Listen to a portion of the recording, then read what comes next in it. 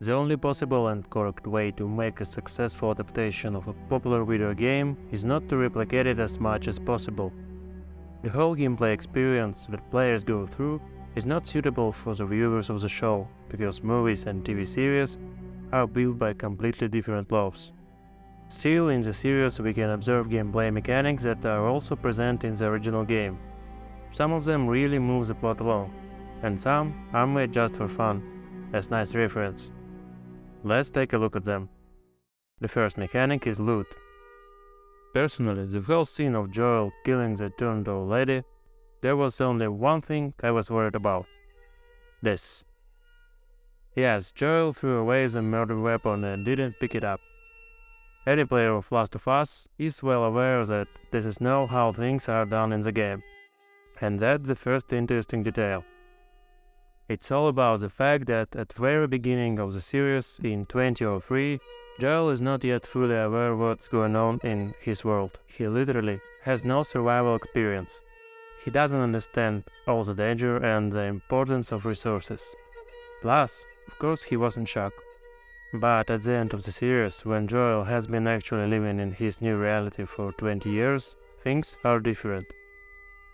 Immediately after killing the Guardian, you don't even have time to think about picking up his weapon, because Joel already did it. Number 2. Pull and push to pass. In the original game, Joel uses Sally dimensions to advance through the levels of the location.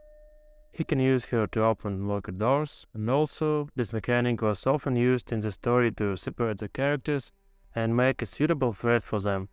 I think we may see this in series soon, as well as some kind of reference or even a joke about the later gameplay from The Last of Us Part 1. Number 3. Puzzle notes.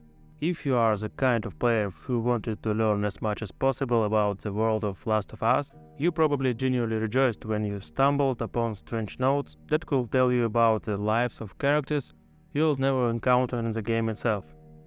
The stories were not addressed to Joel and Ellie, but they were the ones who ended up getting everything the characters in these notes had in store for them, weapons or other valuable resources. To do so, it was enough to guess the password to the safe, thanks to the hints about the correct dialing of the code, which were contained in such notes. It wasn't as hard. Quite often it was just a reverse code, which was repeated in the series, when Ellie read Frank's note. Just like in the game, the characters got access to the arsenal they needed. I wonder if we'll see my favorite doggy puzzle in the series. Number 4. Eavesdropping. No, I know what you're gonna say.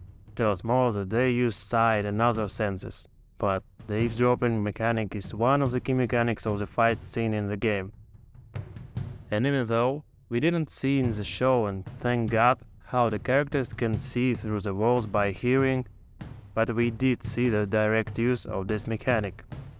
And in the game, X-Ray was the embodiment of specially oriented with the help of hearing. Essentially, this mechanic simply broke down the barrier between how a real person hears the environment and imagines it in their head, which immersed us even deeper into the game. And it was the reference to this mechanic that I saw in the second series. Number 5. Exploring. If you are really in a hurry, The Last of Us Part 1 can be completed in 11 hours. But if you play in exploring mode, you may spend 30 hours or even more. For this style of gameplay, the developers hid different hints and mentions that widen the game settings. Some items you can collect and get achievements, and some just activate different situations and cause additional dialogues between characters.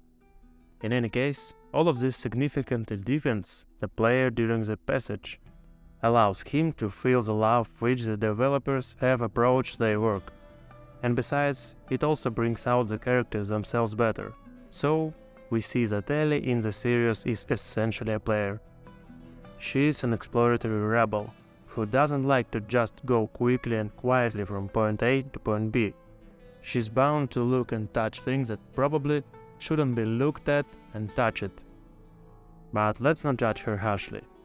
What else do you expect from someone who has only recently sat in a car for the first time? This and many other things make The Last of Us series appealing to fans of the original game. What as a mechanic have you noticed while watching the series? Share it in the comments. And subscribe to the channel if you like the video. See you soon.